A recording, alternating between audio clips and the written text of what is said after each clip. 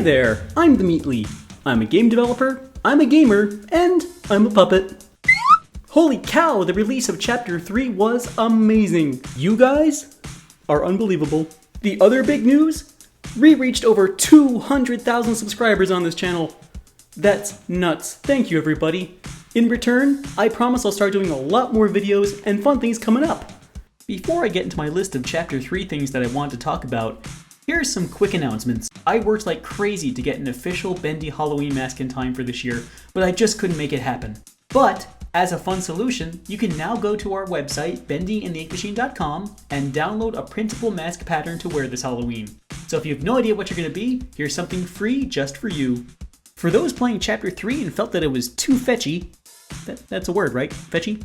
We put out a mega patch last week that totally reorganized the mission section and makes the whole game feel so much better as an experience. Try it out!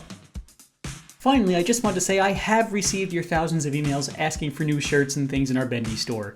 I have heard your pleas and added some new designs in there, so check them out. You got some Boris in there, got some Heavenly Toys. A really cool assortment now, so go check that out. Okay, that's everything. On to the good stuff. Here are 7 behind-the-scenes facts about Bendy and the Ink Machine Chapter 3. Here comes the Butcher Gang. Bendy and the Ink Machine is a very strange tale filled with all sorts of twisted characters. In Chapter 3, we meet the Butcher Gang. And I gotta say, I had way too much fun designing these characters. They're some of my favorites so far. But what are their names anyway? Well, some people have looked through the game files or pulled up their ink version names. The Piper, the Striker, and the Fisher. But what's their real names in the Bendy cartoons? Well, this is Barley, this is Charlie, and this is Edgar. Working with Jack. The story of Bendy has a growing cast of complicated human characters. So when I sat down to write the role of a toy factory foreman, I specifically wanted an Irish voice. I even named him Sean. After auditioning several different voices, I couldn't find one that really fit what I was looking for. I even tried doing an Irish accent myself. It didn't go so well. But then it dawned on me that Jacksepticeye had exactly the voice that we were trying to go for. So I sent him an email and he actually emailed me back and was super excited to be a part. We had a great time working with you, Jack. Thanks so much for everything you do. The Haunted Elevator. Every developer will tell you about something that gave them a lot of trouble during production. For Chapter 3, our problem child was the elevator. It seemed like a simple idea. It goes up and down. How hard could it be? Then we realized we wanted the elevator to do some very specific things. Some things I'm not sure the players have even noticed it does. Time after time the elevator would bug out during production. It would sometimes trap the player inside, sometimes it would trap the player outside. It was just a big pain in the neck that I'm glad we solved, but it took way longer than expected. 6 people, 4 months.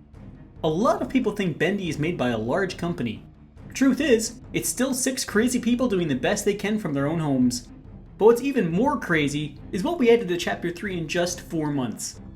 For all you developers out there, we added full AI systems with pathfinding, multiple animated cutscenes, a fully designed environment 10 times the size of Chapters 1 and 2 combined, new enemy types all with multiple animations and behaviors, dozens of new props all with dozens of new hand-drawn textures, 4 new weapons, new hiding and stealth mechanics, complex particle effects and shaders, a ton of new music and sounds, and over an hour of spoken dialogue, all of this spanning through millions of lines of code.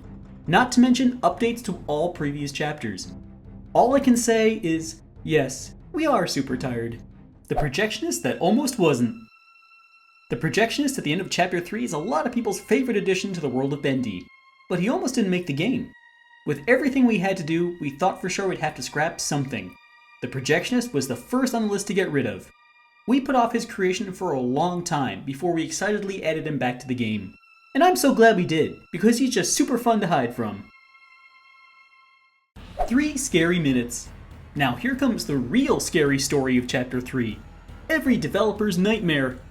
The day of Chapter 3's release, our upload to Steam took way longer than we expected. We did not have a game to release all morning. All we could do was wait. Fortunately, with just 3 minutes before our release time, it finally worked, allowing all the Bendy fans to play the game. Down the drain. When you're an indie developer, you can't always afford to be fancy. So the toilet flush sound you hear in the bathroom of Boris's safe house is indeed a recording of code creator Mike Mood's own toilet. Way to go, Mike. Alright, that's all I've got for now. I'm theMeatly saying, until we meet again.